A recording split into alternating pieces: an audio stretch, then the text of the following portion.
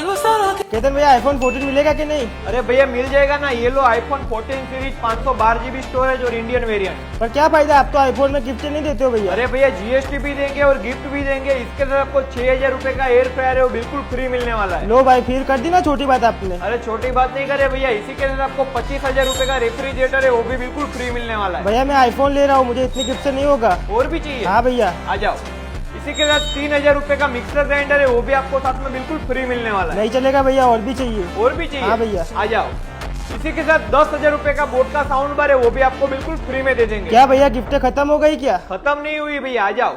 इसी के साथ 3000 रुपए का पिजन का ओवन है, वो भी बिल्कुल फ्री मिलने वाला पर है। भैया मैं तो आपको फॉलो भी करता हूँ। अगर आपने पेज को फॉलो किया होगा तो sandwich maker, idli maker, electric kettle, electric iron, बोतल और ये सरप्राइज गिफ्ट, सारी की सारी गिफ्ट आपको बिल्कुल फ्री मिलने वाली है। वैलिड जीएसटी बिल मिलने वाला है। तो विजिट कीजिए ओडो स्टोर और शास्त्री नगर स्टोर।